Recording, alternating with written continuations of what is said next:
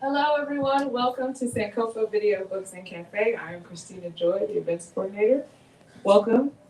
We are directly across the street from Howard University. We're located at 2714 Georgia Avenue, and we've been here since 1998. Tonight we're welcome. We welcome Baba Paul Pumphrey, a radical Black chocolate activist. That's a double entendre, y'all. But without further ado, Baba Paul will give us a great presentation about the bitter truth about the chocolate industry.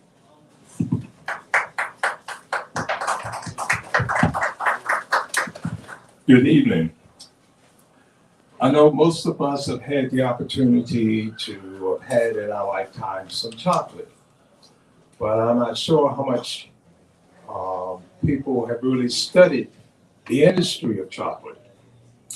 Believe it or not, chocolate began in this hemisphere over in the Americas. And when the Spaniards came over and discovered it, they kind of fell in love with it, and then they took it back to Europe, and the rest of Europe began to fall in love with chocolate. And so they began to grow cocoa in their colonies along the west coast of Africa.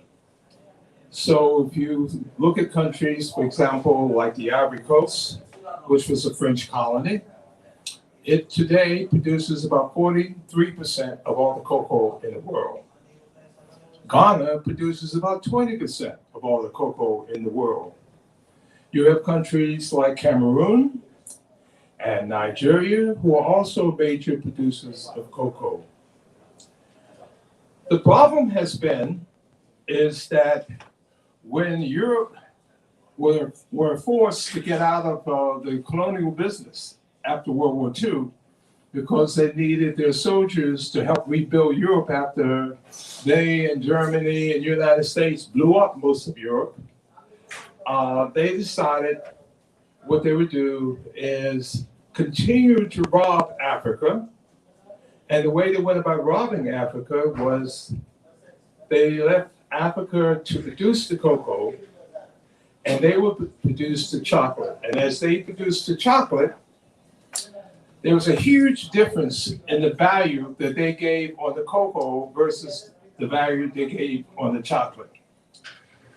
When you look at the prices in which it's the price for cocoa, even though Europe can't grow cocoa because cocoa has to be near the equator, they set the price for cocoa, and they've been setting the price for cocoa roughly for about a little less than $50,000 for 22 tons, which is a shipping container of cocoa. Now, when they make premium chocolate off of that cocoa, does anyone have any idea how much that 22 tons turn into for premium chocolate? Any guess? Probably close to $1 million. No, 3.2 million. So it's a markup of over 6,700% from what they're paying Africa for their cocoa versus Belgium, Switzerland, Germany, France are getting for their premium chocolate. It's like a siphon sucking the wealth out of Africa.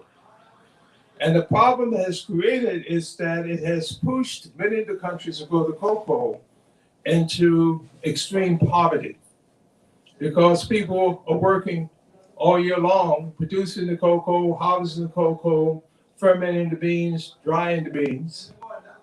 I'm sorry? Drying the beans, and then packaging it up. And you got to remember, they're paying $50,000 from when it leaves, for what it is leaving the country, but it's got to go through several hands. So that 22 tons, actually for the actual farmer, they'd be lucky if they ended up with $8,000 for 22 tons of cocoa. So the question really is, because I've heard a lot of times people talk about um, reparations and things along that line. If we don't resolve the problem of how Africa, the Caribbean, Central America, South America, and many parts of Asia gets underpaid for their natural resources, then no matter what they pay us in reparations, they're taking the money that they're making off of the cocoa and the copper and the tin and the cobalt and whatever. And then they're going to say, oh, we paid you now, so leave us alone. We did what you asked for. We got to solve that problem first. We got to solve the problem of where we get the real value for what we're doing. Whether it's oil, whether it's copper, whether it's tin or diamonds or gold, all of those raw materials are priced way below market. Europe, United States, Canada, Australia gets their hand on those raw materials. They tweak it a little bit, and then they turn around and they sell it for huge markups. And if we're not going to address this, and this is one of the things I think if we study even what happened in China, when Europe and the United States got tired of paying wages for manufacturing, what they did was they went over to China and said, look, can we take advantage of your cheap labor? Well, China had a plan. China said, oh yeah, okay. You come over, you build a factory, but you're going to have to train our people on every aspect of how this factory is run. And every year, the ownership of this factory, 1/10 of the ownership goes from you to China. So at the end of 10 years, China owned the factory. And the people in the factory knew how to run the factory from top to bottom. So now China is no longer just using its cheap labor. It now can make the products themselves and get the added value that Europe and the United States were getting for those products. That has to happen in Africa. That has to happen in the Caribbean. That has to happen in South America, in Central America, and other parts of Asia. Or we will always be the low person on the totem pole. And so that's my message for the night, for us to think about. Because we're here where all that technology is located. And yet, we're not learning, many of our young people are not going to school to learn to be geologists. I'll give you an example. The Congo. Congo has about $22 trillion worth of minerals. If the Congo refined their own minerals, that value would be somewhere around $300 trillion. There's another country in this world that has that kind of money. But instead, what's happening is the Congo is steady hemorrhaging that wealth because it's being stolen out of this country, as well as even when they sell it, they're selling it way below market price for the finished product. And you ask yourself the question, many of the minerals that go out of the Congo, like coltan, like cobalt, are minerals used for electronics, meaning that all cell phones have coltan. The Congo has 64% of all the coltan in the world, that one country. When you talk about Tesla and you talk about alternative energy, the batteries they use for that alternative energy is called cobalt, that material. Congo has 57% of all the cobalt in the world. But if it keeps leaving the Congo at the price way down here, and then when you go buy your Tesla or your electric car, and the price is way up here, that wealth is shifted from Africa to Europe, to the United States, and elsewhere. So in my opinion, we need to rethink as to what our role should be in working with Africa, in working with the Caribbean, and working with Central America and South America. Because we are here with the knowledge, if we gain that knowledge, we can take that knowledge and work in those communities and help them to get the bigger benefit and create partnerships. Because where are you going to sell the chocolate? You're going to sell it in Europe, you're going to sell it in the United States, you're going to sell it in Canada, and there's African communities in Europe, in the United States, in Canada. Think about a company I'm sure everyone here is familiar with called Starbucks. What do they make their money off of? Coffee, tea, and cocoa.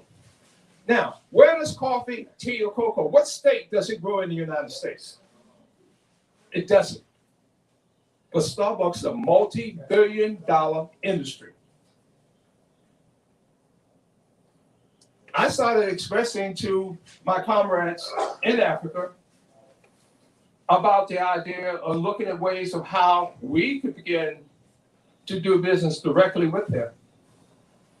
2 days ago, I got a text back where they said that they could get us 100,000 tons of coffee a year.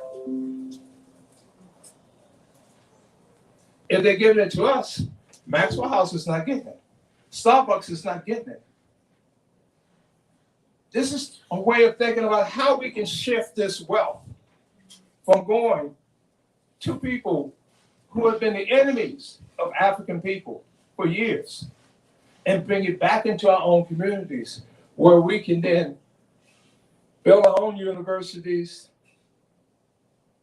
deal with affordable housing, and address many of the other issues, not only here, but right back in Africa as well, where we can do our own scientific studies. One thing I noticed was that a lot of the medicine, modern day medicine today, came from scientists from Europe and the United States going to rainforests in Africa and South America, because the old time remedies that people were using, they found out that they solved the problem with cancer. They solved the problem with many of the problems that people have today. But they knew at the same time that if they used the natural product itself, they couldn't put a patent on it. So they re-engineered the product so that they said that they synthetically make the medicine that they could put a patent on. And they're making billions of dollars off of medicine that could be homeopathic medicine that could really solve the problem. And once they have synthetically changed the molecular structure of the product that they now call modern day medicine, it often has a lot of very negative side effects. When I was in Ghana a few years back, I ran into some brothers who actually were taconut farmers.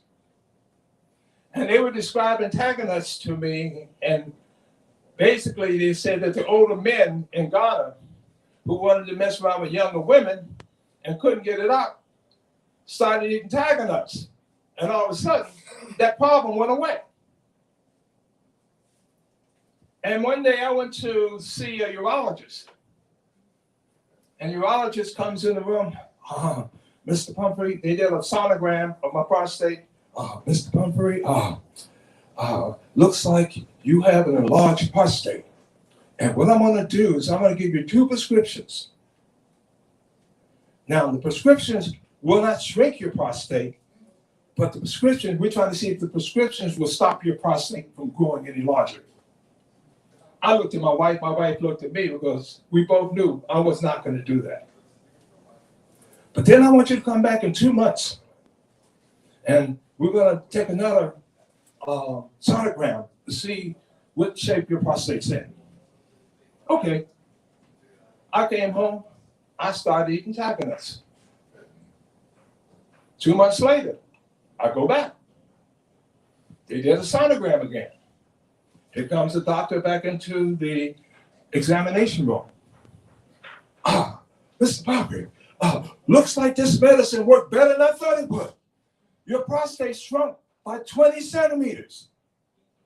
I looked at my wife and we started laughing. What's wrong? I didn't take your medicine. You didn't? What did you do? I said, I consumed some tiger nuts. What's that? Now, let's think about that fact. In this country, the African American community male, 1 out of 12 will probably die from prostate cancer. 1 out of 12. 1 out of 4 will probably end up with a prostate problem. And here is a natural product grown in West Africa that could solve that problem. And yet, most of us know nothing about it. With my travel back and forth to the continent, to the Caribbean, to Central America, to South America, I began to learn that there's real reasons why we need to go and really study what the locals are doing. Because the stuff that they're giving us over here is killing us.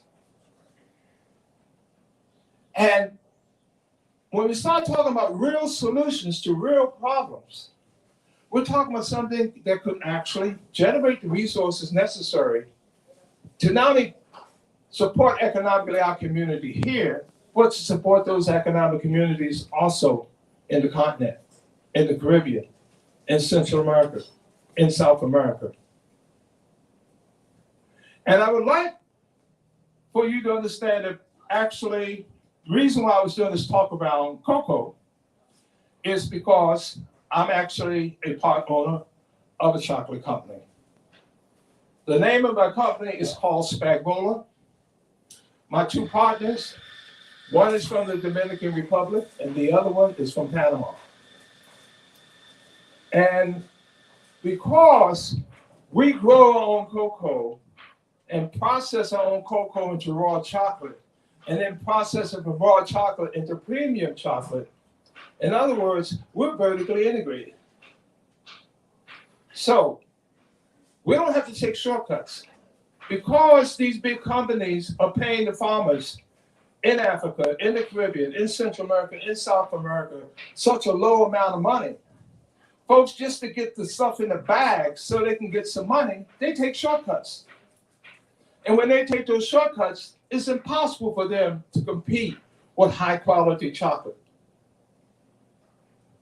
Because we grow our own cocoa, make our own raw chocolate and our own premium chocolate.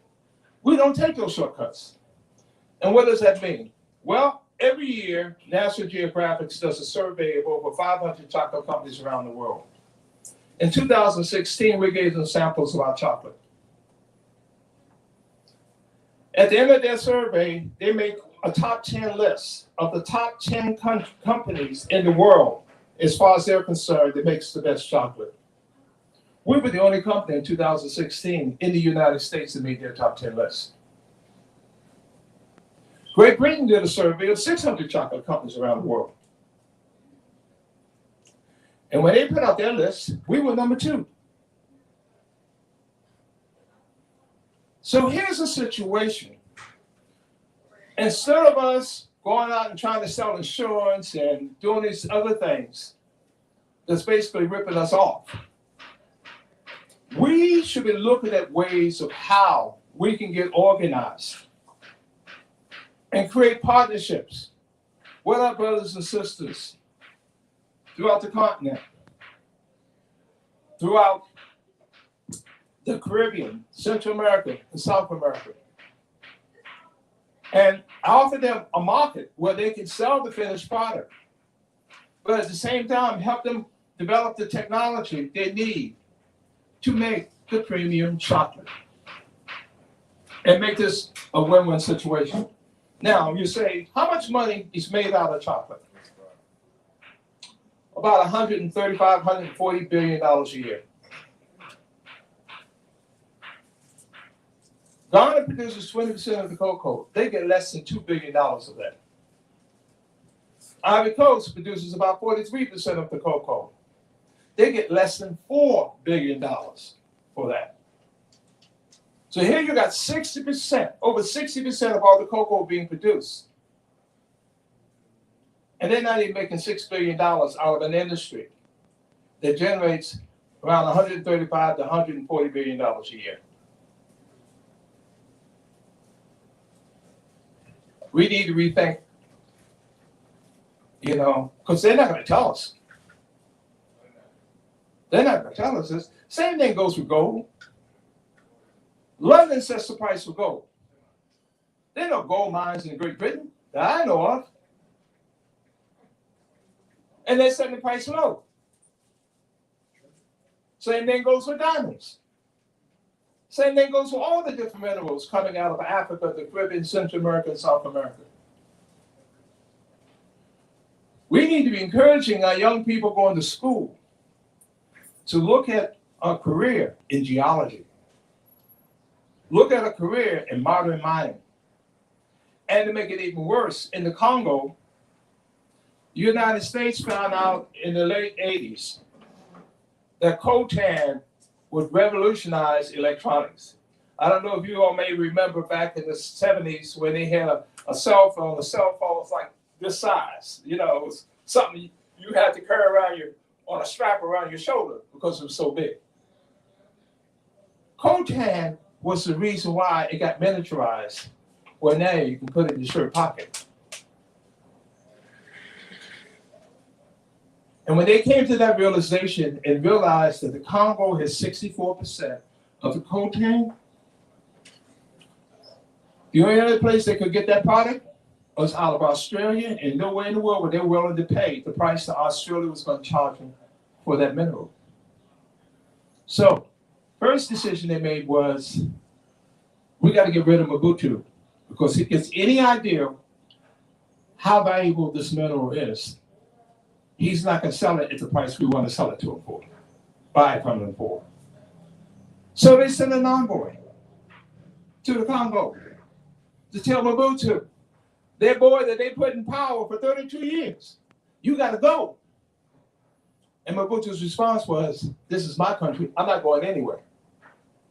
So what was plan two? Plan two is, we got to now figure out some countries we can organize to take their armies into the Congo and push Mobutu out of power. So what were the two countries? The first country they got was Uganda, because Museveni, the president of Uganda, got to power through a coup that United States CIA helped orchestrate. So they knew he was going to do what they wanted him to do. But they went to Rwanda, they went to Burundi, they went to Kenya, and they said, we're not interested in going into the Congo and getting rid of Mobutu.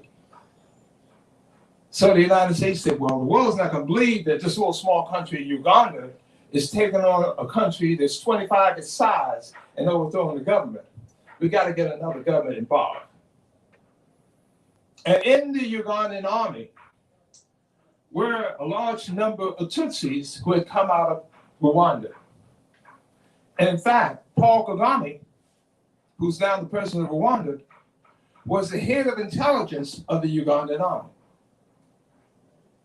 So Bush invited him over for Leavenworth, recruited him to work with the CIA, sent him back to Uganda, sent them weapons, and they started going across the border from Uganda into Rwanda and attacking police stations and schools and other places inside. And this is early 90s. That was under George Bush. But then George Bush lost his second term. For those of us who like the Democrats, George W.H. Bush got replaced by a guy by the name of Hillbilly Clinton. And Bill Clinton, he came up with a brilliant idea. What did he do? He said, let's have a negotiation between these rebel groups coming across the border into Uganda and into Burundi. And we should maybe resolve this problem between you guys and stop all this violence. So they had a meeting over in Tanzania. And the United States supplied them the aircraft to fly the president of Rwanda and Burundi to Tanzania. They met with Paul Kagame and crowd in Tanzania. And they came up with a great agreement. Then the presidents of Burundi and Rwanda get back on the plane. And as the plane's coming into Rwanda to land, it's blown out of the air by a US SAM missile. That's what led to the war in 1994 in Rwanda, was the killing of their president and the president of Burundi.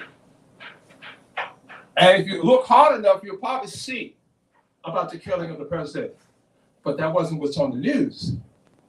News is, oh, those Hutus over there in Rwanda is killing all these Tutsis.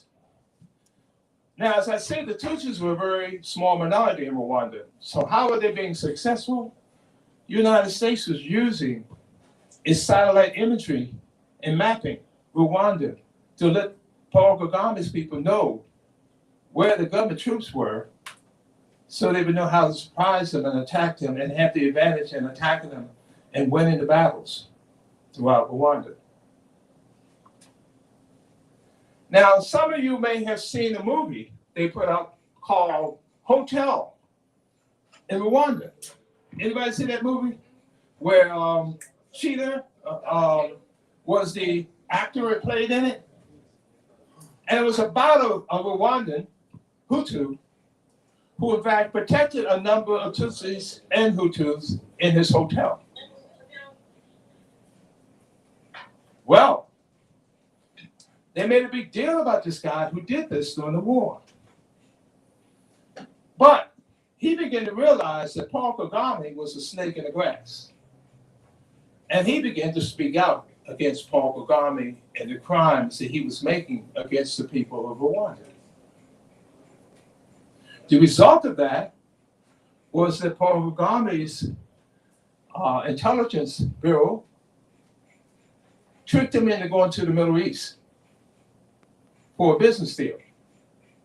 And when he got there, they kidnapped him and brought him back to Rwanda and threw him in jail. And just about a week and a half ago, he finally got released from jail because of political pressure put against Paul Kagame. But yet still to this day, the United States is praising Paul Kagame as this great guy. Now, why did they want Paul Kagame to come to be head of state? Remember, the war in Rwanda ended in 1994. And as that war ended, the United States was sending more weapons into Rwanda than they were during the war. Because the real plan was Rwanda was supposed to gang up with Uganda because they're right there on the eastern part of the Congo's border where those minerals are. And they came across the border in 1996. And mysteriously, they went from the eastern part of the Congo to the central part of the Congo. And that's really a trick because there are really no roads between the eastern part of the Congo and the central part of the Congo. So the question was, how did these troops get to the central part of the Congo? I found the answer to that in 2006. Back in 1975, I was recruited to help start an organization called the Anti-Apartheid Movement USA. And that gave me the privilege to work with the UN representatives from SWAPO out of Namibia, the Patriotic Front out of Zimbabwe, the ANC and the PAC out of South Africa. The brother who was the UN representative for SWAPO, his brother's name was Theo Ben Guerrero. He and I did a number of speaking engagements in communities at Howard, Georgetown, Cornell, Brandeis, across the country, talking about apartheid. At the time, most college students didn't even know what the word meant. Almost every school we went to, at the end of us, them seeing a movie on apartheid, the question was, what is apartheid?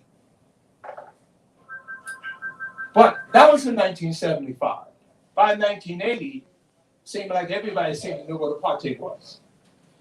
In fact, when June 16th, when the South African police force attacked the students in Soweto schools because they refused to be taught only Afrikaans as a language and not be taught English. And they killed over 1,000 school kids. In response to that, a group of folks here in the DC area came down to my office, which was right down the street here, Georgia Avenue, right across from the hospital, because we wanted to do a response. In fact, a full circle, that was the first time I met Sir, because she was a student at Howard who was incensed by what had happened in South Africa. And we organized a demonstration to go to the South African embassy, making our voices be heard of the fact that we did not approve of United States policy and allowing the South African embassy to even exist inside of the United States at the time. But the thing is, we need to begin to understand was that by the educational campaign and helping our community to understand what was really going on, because we could not depend on the media to tell us what's happening, because the media is getting paid by the very forces that are benefiting from the crimes happening in Africa, in the Caribbean, in Central America, in South America, and even in parts of Europe. Because that's how they get their money, through their advertisement. So it was a need for those of us who got to understand what was happening to take the message out to our community and to help our community to understand the connection between our struggle here and their struggle there. And Theo Ben-Guerrero happened to be the SWAPO representative to the UN. And on average, I guess 2 or 3 times a month, I would leave here to go up to New York to meet with him, other than the times we would go to different college campuses and community groups and church groups and talk about what was happening with apartheid. So we became pretty close. And when Namibia got its independence in the early 1990s, Theo Ben-Guerrero became their first foreign minister. So I lost contact with him because he went back to Namibia. So around 2000, I called the Namibian embassy and I asked for his phone number in Windhoek. And the woman at the Namibian embassy said, "Oh, he's not in Windhoek." I'm like, "Your foreign minister's not in your capital? Where is he?" She said, "He's in New York." I'm like, "Well, what's he doing in New York?" Her response was, "Well, last year the General Assembly voted him to be the president of the General Assembly. So he's now the president of the General Assembly at the UN." And I'm like, "Oh, okay, thank you very much." I hung up, went on the internet, got the phone number, called up there. Secretary answered the phone, "Office of the President." I said, "Yes, my name is Paul Pumphrey. I'd like to have a meeting with the president. And here's my phone number. Could you call me back and let me know when I can meet with the president?" Of course, I knew she didn't know who I was. So her response was, "Excuse me, sir, but the president has a very tight schedule this week. At the end of the week, he's going on a 2-week tour, international tour, and it's doubtful he can meet with you. By the way, what country do you represent? Or what organization? Like, who the hell are you?" Calling here asking to speak with the president. And so I gave her the name of my organization. I gave her my phone number. I gave her my name. I said, "Can you just give me a call back and let me know when I can meet with the president?" She said, "Well, like I told you, he's a very tight schedule. It's doubtful he can meet with you." And we hang up. That was Monday. Tuesday morning, she calls me back. "Hello, Mr. Pumphrey." "Yes, this is the office of the president. The president said he can meet with you tomorrow at 11 o'clock. And of course, my response is, "Well, you know, I have a very tight schedule. I'm not sure if I can be there." "Mr. Pumphrey, like I said, he has a tight schedule. Can you be here at 11 o'clock tomorrow?" "I'll be there. I'll be there." So I had to get up to New York to see Ben. Well, a mutual friend of Ben and mine actually had a condo across the street from the UN. So I'm thinking to myself, I hadn't seen him for a number of years, a brother from Algeria. I said, I gotta give him a call so he won't hear that I've been in New York and I didn't get in touch with him. First thing he says to me is, what you doing coming up here to speak with Ben? I'm like, how does he know I'm coming to speak with Ben? Little did I know that Ben had hired him to be the chief of staff. He says, well, Paul, the situation you're in is way different than it was back in the 70s. You can't go to any offices in the UN without having an escort from a staff person in the UN. He says, I'm getting ready to go to the UN right now, so meet me at my condo, we'll walk across the street together. So now he's escorting me into the office of the President of the General Assembly, and this poor secretary is seeing me walking in with the chief of staff. I know she was scratching her head that day. But nonetheless, we met, and in 2006, I was an international observer to an election in the Congo. And when I finished that election, and you want to talk about how messed up it was? Let me share with you. This is at the time that Joseph Kabila is running for office in 2006. And his vice president, a guy by the name of Bemba, who's running against him along with another 16 or so other candidates. And at the end of that election, they said that no one got 50% plus one, so they're going to have a runoff, and the runoff will be between Joseph Kabila and Bemba. Now, I must mention this. I'm going to go back a little bit. In 1995, I helped organize a delegation of African Americans to go to Haiti. This is after the United States and Bill Clinton had taken RC back in Haiti at the end of '94. At that time, you had US troops, Canadian troops, and French troops all over Port-au-Prince. We had to go through checkpoints and stuff along this line. So members of the delegation said to us, those of us that organized the delegation, we should meet with the US ambassador. I'm like, oh my gosh. So we set the meeting up. We go to the US embassy, they take us up to the second floor. This shows you how this government operates. Go to the second floor, we go into this conference room, there's a long table. Members of the delegation sits on both sides of the long table. I sit at the far end. Here comes the ambassador. And he sits at the opposite end that I'm sitting at. And I'm listening to the delegates ask him questions, and I'm listening to his answers to those questions. And it became very clear to me from his answers this guy was CIA. So I put my hand up. He calls on me. Mr. Ambassador, could you tell me your history in the State Department? And I'm going to encourage you. The guy's name was William Swing. William Swing, like a swing on a tree. He tells me that he was in Liberia. In the years he was in Liberia, there was a military coup. Then he was sent to South Africa right before they released Nelson Mandela from jail. Why did he go to South Africa? To get the apartheid regime to spend every penny in the national budget. So by the time Mandela got out of jail, he had no money to run the country.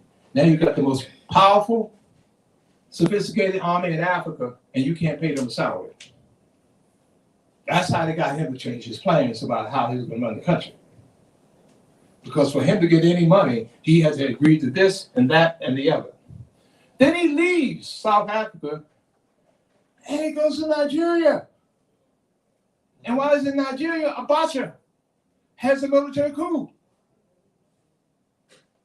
From Nigeria, he comes to Haiti. Right after Aristide is brought back from a military coup. I'm down in Haiti in 1998. I'm talking to a Haitian friend of mine. I'm like, what's William Swing up to nowadays? Oh, he's not here anymore. He's not. Where is he?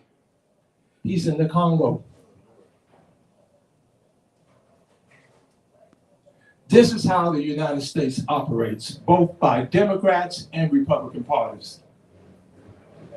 We should not be confused into believing that one of those political parties is better than the other. It's not. Now, why was he sent inside of the Congo in 1998? Because as Uganda and Rwanda came in and pushed Mobutu out and brought in Laurent Kabila and made him president, Longabilla had lived outside the Congo for about 30 years. He had no idea what was going on inside the Congo when he was made president by the United States with the help of Uganda and Rwanda. But lo and behold, he began to realize that Uganda and Rwanda were stealing more minerals out of the Congo and selling them on the international market than the Congo was selling on the international market. And as Longabilla was a nationalist, he's like, hey, this can't happen. So he invited Uganda and Rwanda, okay, in 1996 to leave the country. I'm sorry, he invited them in 1998 to leave the country because they had the war they started to get rid of Mobutu in 1996. So in 1998, when he asked them to leave, the United States decided, okay, we're gonna have to get rid of this guy too. So in 1998, they came in and they pushed out. They decided, mysteriously, the army of Uganda and Rwanda ended up in the central part of the Congo. Now they're bordering the Congo on the eastern part of the Congo. Neither one of those countries had a military air force. And the big question was, how did they get their troops from the eastern part of the Congo to the central part of the Congo to try to get rid of Longabilla? And one of the things Longabilla did once he was in office was he established a relationship with the southern countries of Africa. And a part of that relationship was a military alliance. So he gets on the phone and he calls up Zimbabwe, who immediately sends their air force to the central part of the Congo. He calls Namibia, who send their troops to the central part of the Congo. And he calls Angola. And they very rapidly take over the armies of Uganda and Rwanda. My friend from Namibia went with his troops to the Congo, the brother who was at the time prime minister.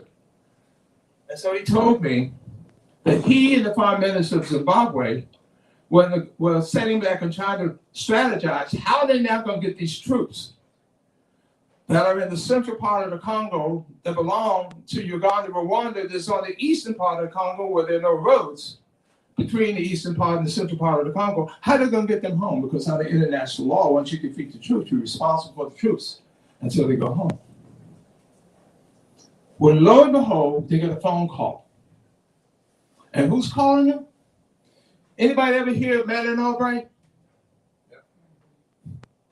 She's calling them, asking for permission for air rights so the United States can send transport planes back into the Congo to pick up the troops they had dropped off. Now, why is this significant? Because the UN wrote up a report that stated from 1996 to 2006, they killed over 6 million Congolese in the eastern part of the Congo, Uganda, Rwanda. How many people read that newspaper? How do you kill in today's world 6 million people over a period of 10 years? And it's not front page news every day.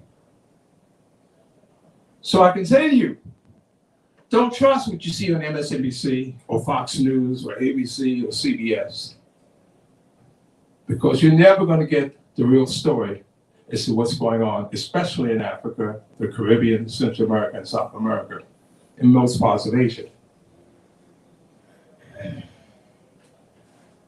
U.S. business is one of those natural resources in the Congo, and the job of the media was to hide the dirty stuff that the U.S. was doing to get those minerals. So anyway, he told me that was the worst decision he made in his political position as prime minister, because they agreed to let the U.S. come and pick up the troops and take them back home. Because really what they wanted was the minerals right across the border in the eastern part of the Congo next to Uganda and Rwanda.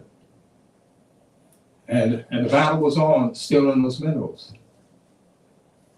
But then also what happened, and this is again, we need to understand what's going on.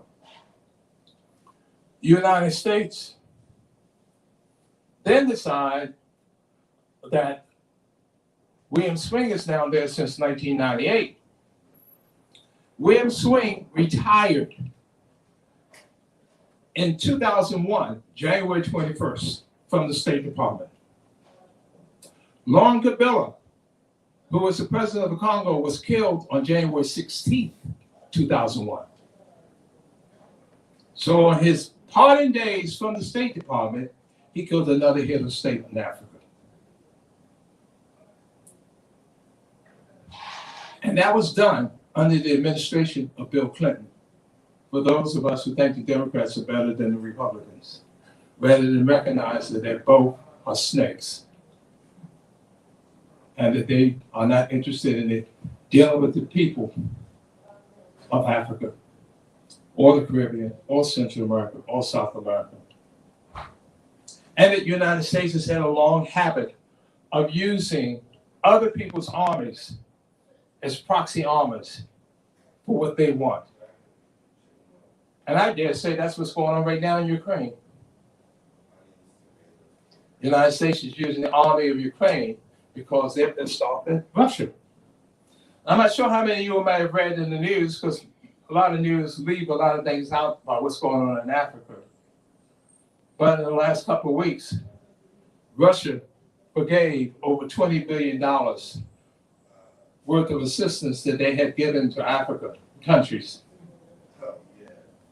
Where the United States, they take their debts that these countries own and mark them down like they did in Zambia, down to 10% of the value of the debt to hedge funds, and then the hedge funds come back in and tell Zambia they have to pay the full price.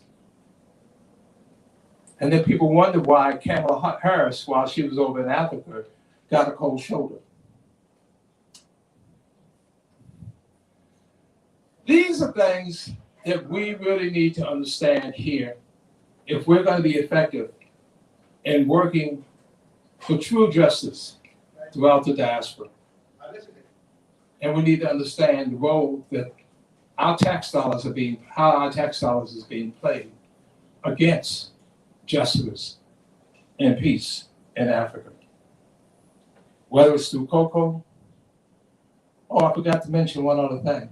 From 1996 to 2006, the UN Peacekeeping Force wrote a report up and stated that Uganda and Rwanda was responsible for killing over 6 million Congolese, and that 3 million of those Congolese were children below the age of 5, and helping the United States and Europe rob the minerals out of the Congo. Now, I don't ask you to take my word for it, but I will encourage you to go to our website, Friends of the Congo. It's an organization I'm a co-founder of back in 2004. And we have a number of documentaries on our website, as well as different reports, including the UN report, talking about what happened inside the Congo. The most unfortunate thing about the Congo is that the Congo, the last time the people of the Congo actually voted in a head of state was in 1960 when they voted in Patrice Lumumba. Ever since then, even when they had elections, the United States manipulated the elections and made sure that their person was named the head of state of the Congo. So, if we look at cocoa and look at ways of how we can create partnerships with countries like Ghana, like the Ivory Coast, like the Congo, like Cameroon, and look at ways of how we can learn how to make premium chocolate and take that knowledge to them, we could actually help them generate a tremendous amount of resources that could help them address their problems there, as well as some resources that can help us address our problems here. Now, for those of you that's here, I actually brought a treat with me tonight. I have some hot chocolate that's made by our company, SPAGnVOLA. And I will also, for those who want to, I will share with you my business card from SPAGnVOLA, as well as my business card from Friends of the Congo. And I encourage you all to go to our websites and look at the real possibilities of ways of just the first step. They start off with cocoa, then we maybe deal with coffee, then we do a tea, and maybe we can run Starbucks out of business, while at the same time generate some money for scholarships for our youth to maybe study geology and some of the other things that may can help benefit the development of Africa, the Caribbean, Central America, and South America. Are there any questions? Questions? Anybody have a question? I have one question. Yes. So how would you get, how do you, what would you suggest in terms of encouraging high school students to study these things so that they can enter supply chains, you know? Because I understand what you're talking about is us building Black supply chains, which I'm also very passionate about. And I work directly with high school kids, so I'm like, how would I encourage them to go in that direction? Well, first thing, most people in this country are taught that Africa is poor, and that we have to dispel that lie. That in fact, even in Haiti is certainly not a poor country. Part of information about Haiti. How many people in this room know that the United States built an embassy, a new embassy in Haiti in 2008, and they spent $200 million to build it? It is the fourth largest U.S. embassy in the world. So if Haiti's so poor, why would the United States spend that kind of money on building such a large embassy in Haiti? In fact, the only other embassy that's larger than Haiti is the one in Iraq. Well, we know why we did that, because we're in the war in Iraq for over 20 years. And in Afghanistan. And we're now being told about Haiti that there's a real need for the safety of the people of Haiti, that the United States needs to take its troops back down to Haiti and rob it some more.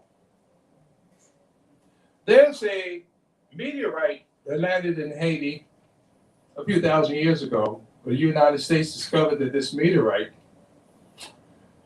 is ideal for sophisticated installation. In fact, they use it on the space shuttle. Now, those minerals on that meteorite sells for $45 million a ton. And the United States look for excuses to send their troops down to Haiti.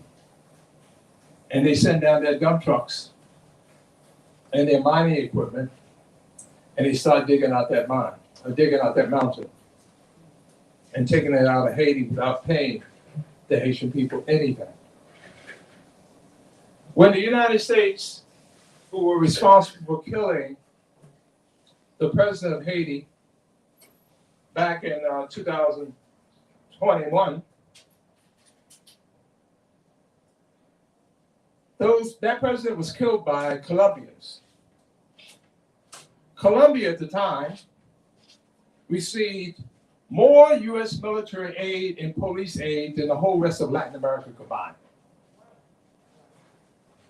So trust me, Colombians would not have gone into Haiti to kill a head of state without being instructed to do so by the U.S. government.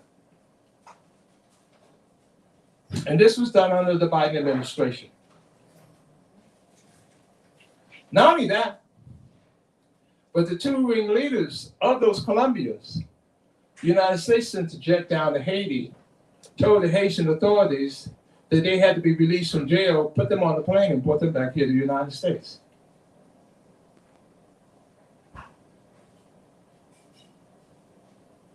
For those of us who think that the United States It's a country that believes in democracy and justice, and even maybe like black folk, African people, you're sadly mistaken. But that message needs to be given out to our young people as well as to our adults, and given examples of letting them know why that is not true. Now, fortunately for me, since '95, I have been in Haiti at least 20 times. And I've had the opportunity to work with grassroots movements on the ground inside of Haiti. And I can tell you the reason why the violence is in Haiti today is because the United States wants to rob the over $300 billion worth of gold in the ground in Haiti, the minerals for that installation, and a number of other things out of Haiti. Haiti has copper, it has uranium. It's a place where you have these plates. That's why they had an earthquake, because the plates from North America and Central America and South America meets right there by Haiti, which means that Haiti also has a whole load of oil right off the shore. And the United States does not believe that that oil belongs to them, not to Haiti. So as long as they can convince us that they're in the best interest of Haiti, and that their role in Haiti is just being the good guy, they will continue to plunder the minerals of Haiti. They will continue to destroy that country. Yes, sir. Just want to ask a question again about cocoa production. Mm-hmm. Any possibility, any possibility that the cocoa producing countries, Ivory Coast, Ghana, Nigeria, and, in the Cameroon, Caribbean, Congo, yes. could form a cartel and set the price? There's always that possibility, Mm-hmm. but you also need to understand the role. Let me bring up a point. Why do you think they allowed Barack Obama to become president of this country? Anybody have an idea? Well, I'll tell you. While George W. Bush was president, he started a new division in the U.S. military called the African Command. Oh, yeah. And with all his might, he could only get 3 countries to allow the U.S. to put in military bases. So, the powers that be said, okay, looks like we have to change the color of the face of the guy who's supposed to be the head of the country. That may help explain how Obama became president. You know why I say that? Because while he was president, the United States put 81 military bases in Africa. Bush could only get 3. When Obama left office, there were 84. But as far as, trying to actually form a cartel, has there been, you're aware of any effort at that, to do something like that? Say that again? To form a cartel of cocoa producing countries, Ivory Coast and Ghana, all of them, and just say, if you want to buy cocoa beans, you got to buy it from us because this is the price. Yes, well, many of the countries now, the people in the country are complaining about their heads of states because they're losing economically big time and trying to produce cocoa. In fact, many of the cocoa farms, people are just walking away from them because they can't afford to keep doing it. And this is one of the reasons why you have a lot of child labor in cocoa, because in fact, people can't afford to hire somebody to do the work. So yes, there is a possibility, but it's even a better possibility if we over here got ourselves organized. I mean, you got a number of Nigerian doctors and engineers and scientists over here that have a reasonable amount of income. The issue is putting together a cartel over here that would raise the necessary resources. We were not even talking a whole lot of resources. I mean, they could raise $2 or $3 million. They could, the first year, generate somewhere around about $50 million. And each year, continue to span while you're training more people how to do the processing, in which they could take. Let me give you an example. Belgium can't grow cocoa, but they make $7 billion off of chocolate. Excuse me? Ghana only makes less than $2 billion. Ivory Coast makes less than $4 billion. And Belgium, who can't even grow the cocoa, is making way more money than them combined. You know, so the thing is that the real possibility, our company, through trial and error, had figured out how to make very good chocolate. And it's not our opinion, it's the experts' opinion. We're willing to share that information. We can't take it all on right now because right now we're in the Dominican Republic. Doesn't have a lot of cocoa down there. It's a lot compared to the size of the Dominican Republic. But the bottom line is that there's a real need for us to get ourselves organized and maybe move away from things like trying to sell life insurance and all those kind of things, because there are all these different get-rich-quick activities going on in our community.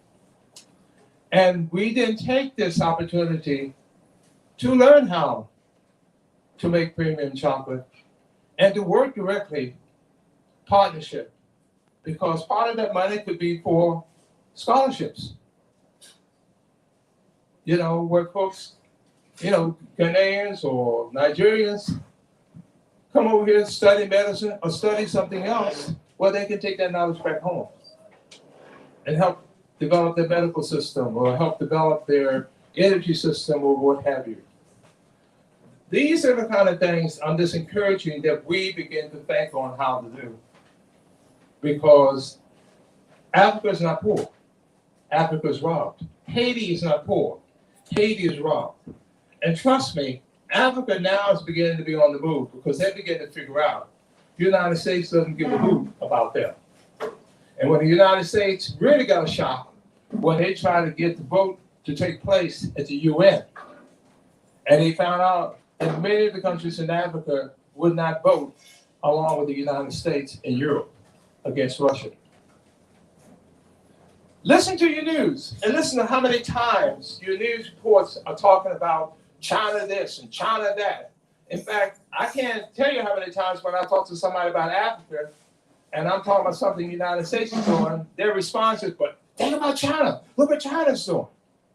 Well, I will give you my phone number and I'll give you some videos coming out of Africa telling you what China's doing. They're helping to put railroads in, they're putting in pipelines to get fuel to the shore from these landlocked countries and stuff along that line. That's not saying that everything China does is good or bad, you know, or great, but it's certainly not the negative things that Europe and the United States has been doing to Africa. Right.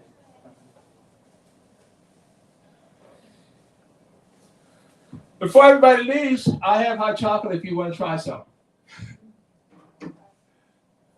Okay. I thank you all for the opportunity. Thank you, Brother Paul.